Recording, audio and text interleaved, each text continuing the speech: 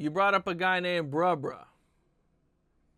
And the comments went crazy, and they were kind of mad at me because I didn't ask you more about Bruh.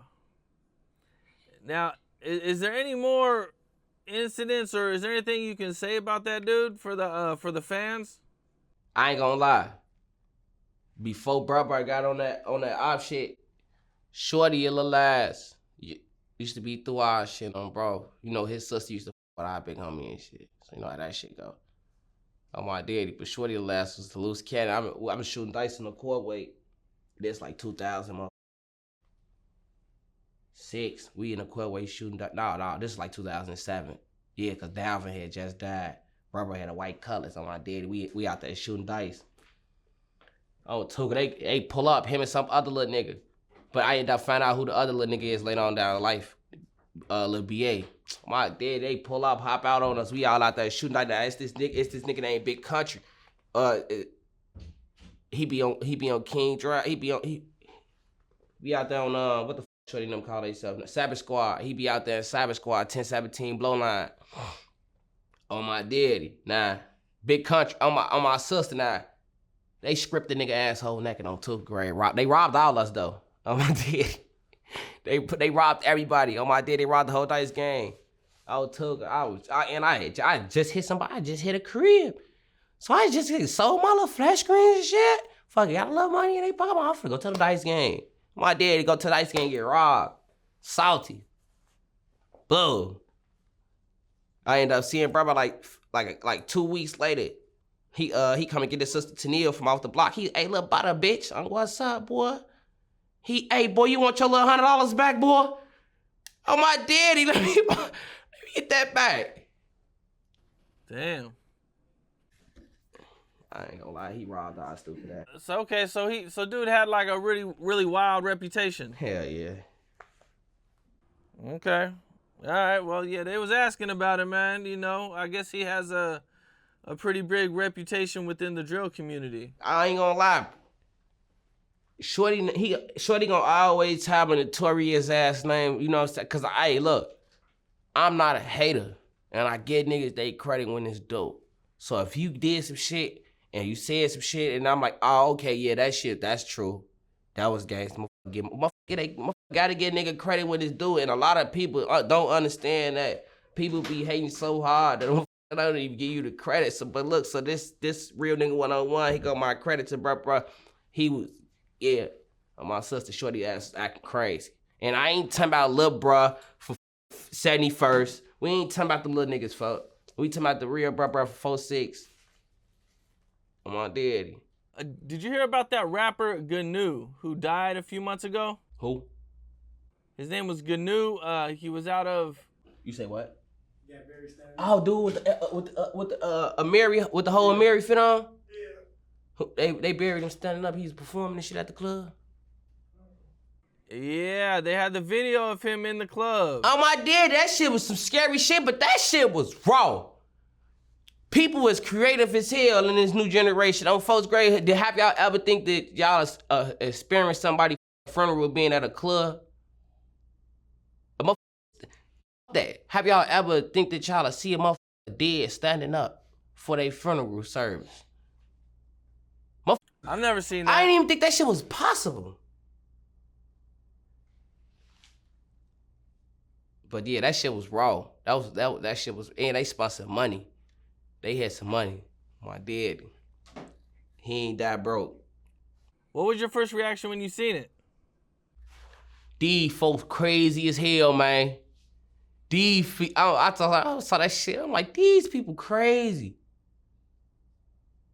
But that's one hell of that's a funeral that I had to be there in order to like, I would have had to be there to really sit down and have this conversation, because that experience is something amazing. Not only am I seeing my dog go away for the last time, but we in this bitch having a ball with my dog for the last time. That's one, if you really think about it, that's one hell of an experience to experience. Like, then it's my last time kicking it with my homie. For my homie funeral, we was in the club for his shit. We threw a party, it was a going away party. That's basically what they did. They threw him a going away gathering, and he went out, that shit gonna always be talked about. Because ain't nobody never thought about doing, they didn't do no shit like that for Fluky Stokes. Fluky Stokes got buried in his motherfucking Cadillac. Yeah. Oh, okay. You knew somebody who got buried in a Cadillac? Fluky Stokes. You don't know about Fluky Stokes, man? I don't. Oh my daddy, look. Fluky Stokes, Fluky Stokes is a pimp from out west, right, folks? Huh. Yeah, I think Fluky, man, Fluky Stokes. The man was, but they say he had a lot of money and shit. So I'm just gonna tell us what I think I know. You know what I'm saying? They say Fluky Stokes is a pimp from out west who had a lot of money. I think he died in his Cadillac, and then they buried him in his same Cadillac. They got his Cadillac turned into a casket, if I'm not mistaken. That shit, that was some that was some gangster shit. Oh my daddy. Still talking about Fluky Stokes right now. The nigga got buried in his car. So you know I'm gonna be talking about that nigga was standing up at his funeral at a club.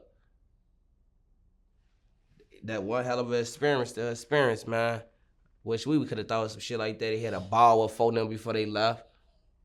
We had hoes in that bitch sucking for them and everything. Suck that dead bitch. Oh my daddy.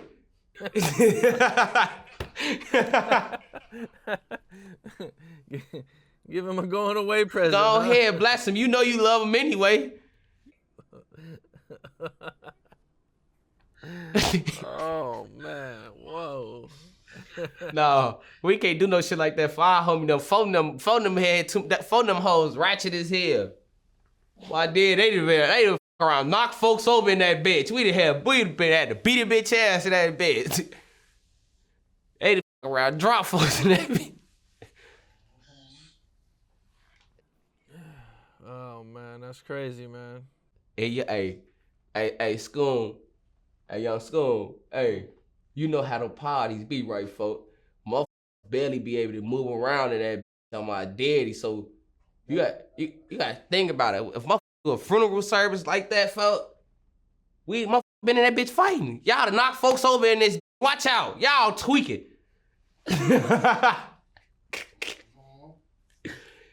Bring a little sense of humor to the situation, though, bro. In our last interview, you mentioned C&D Rose in jail. What was that? What is that like? Did you guys get into it? Did you guys have any conversations or anything? Nah, me and I we don't never get into it. No matter what we bump heads at, we bump heads in the. I mean, well, I'm there. I call Shorty by his real name. Me and D Rose, we don't really get into it because they grew up under me. You know what I'm saying? Like a lot of people like, oh, Butta supposed to be from that way, and I feel like nah, y'all ass supposed to be from this way. You feel me? And that's just how it is.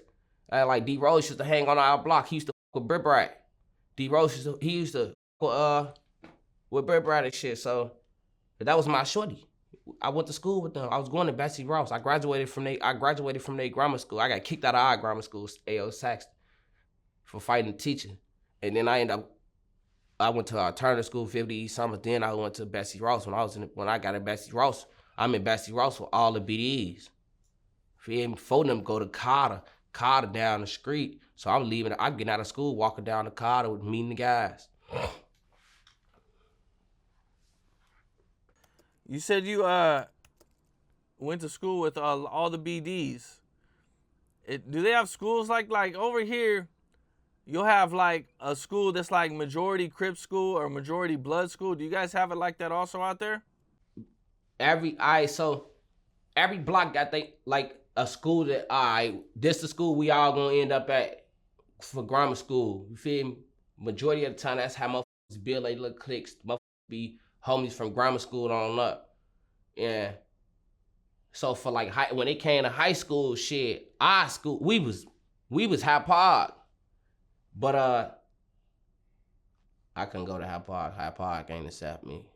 I had to go to John Hope College Prep. But I'm dumb as hell though, so don't think I'm smart, y'all.